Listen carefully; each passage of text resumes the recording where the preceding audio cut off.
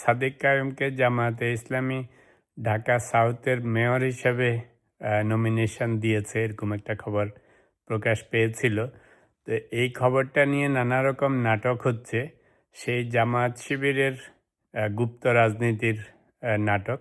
এই নমিনেশন দেওয়ার ফলে জামায়াতে ইসলামী থেকে এখন শিবির বলতেছে যে না, যেহেতু সাদিক কায়েম শিবিরের দলের সাথে আছে, সে কোনো রাজনৈতিক দলের ক্যান্ডিডেট হতে পারবে না। এদিকে জামায়াতও পড়েছে বেকায়দায়। তো বুঝতেই পারতেছেন যে দুই দলের এই টানাটানির মধ্যে আছে। শিবির স্বীকার করতে চায় না, যদিও সব মানুষ মনে করে যে শিবির হচ্ছে জামায়াতেরই ছাত্র সংগঠন। কিন্তু ইন্টারেস্টিংলি যখনই এরকম ক্রুশাল টাইম আসে, তখন আবার ওরা কেউ কাউকে রেকগনাইজ করে না। অর্থাৎ শিবির মানতে চায় না যে জামায়াত হচ্ছে ওদের রাজনৈতিক দল, জামায়াতও মানতে চায় না যে ওদের শিবির হচ্ছে ওদের ছাত্র দল।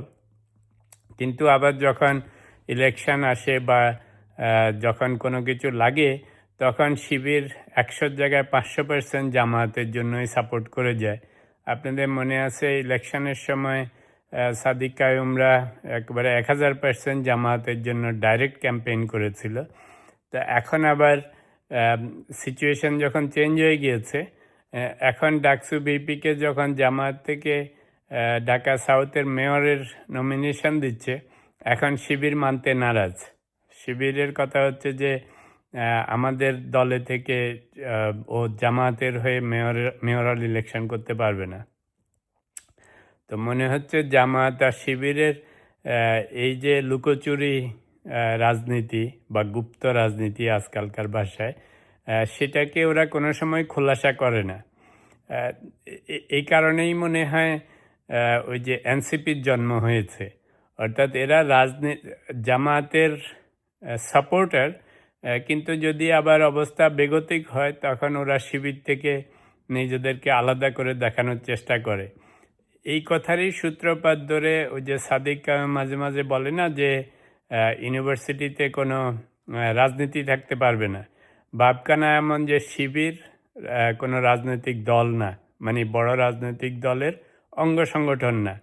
তো এটা বলে ওরা ছাত্রলীগ, ছাত্রদল এদেরকে ঠেকানোর চেষ্টা করে।